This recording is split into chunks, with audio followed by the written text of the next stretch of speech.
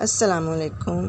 حل مشقی سوالات کی طرف آتے ہیں۔ سوال نمبر 1، ہجرت نبوی صلی اللہ علیہ وآلہ وسلم سے کیا مراد ہے؟ جواب، حضرت محمد صلی اللہ علیہ وآلہ وسلم 13 سال تک مکہ میں اسلام کی تبلیغ کرتے رہے اور کفار آپ صلی اللہ علیہ وآلہ وسلم کی راہ میں رکاوٹیں کھڑی کرتے رہے تو آپ صلی اللہ علیہ وآلہ وسلم اللہ تعالیٰ کے حکم سے مکہ چھوڑ کر اسلام کی تبلیغ کے لیے مدینہ منورہ آ گئے۔ اسے ہجرت نبوی صلی اللہ علیہ وآلہ وسلم کہتے ہیں۔ سوال نمبر 2، رسول پاک صلی اللہ علیہ وآلہ وسلم نے نبوت کے کون سے سال ہجرت فرمائی؟ جواب، رسول پاک صلی اللہ علیہ وآلہ وسلم نے نبوت کے 13ویں سال اللہ تعالیٰ کے حکم سے مکہ مکرمہ سے مدینہ منورہ ہجرت فرمائی۔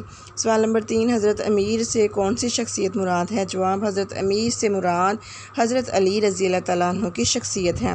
سوال نمبر 4، رسول پاک صلی اللہ علیہ وآلہ وسلم نے حضرت علی سے کیا ارشاد فرمایا؟ جواب، آپ نے حضرت علی کو بلا کر فرمایا، مجھ کو اللہ تعالیٰ کی طرف سے ہجرت کا حکم ہو چکا ہے، آج میں مدینہ روانہ ہو جاؤں گا، تم میرے پلنگ پر میری چادر اوڑھ کر سو رہو، صبح سب لوگوں کی امانتیں جا کر واپس دے آنا۔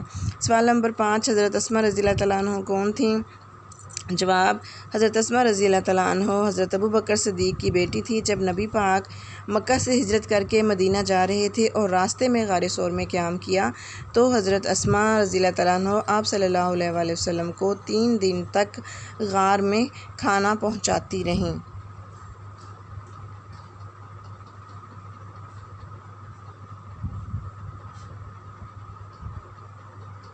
سوال نمبر 6، قریش نے رسول پاک صلی اللہ علیہ وآلہ وسلم حضرت ابوبکر صدیق کو گرفتار کرنے کا کیا انعام مقرر کیا؟ قریش نے اعلان کیا کہ جو شخص حضرت محمد صلی اللہ علیہ وآلہ وسلم یا حضرت ابوبکر صدیق کو گرفتار کر کے لائے گا اسے 1 خون بہا کے برابر یعنی 100 اونٹ انعام میں دیے جائیں گے۔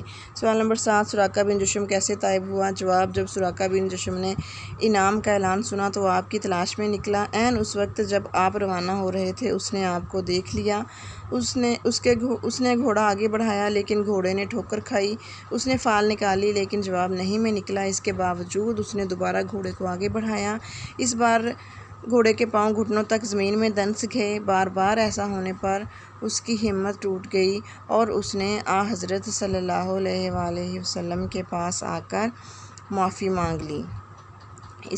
یہاں ہجرت نبوی کا اختتام ہوتا ہے۔ ملتے ہیں اگلے سبق میں۔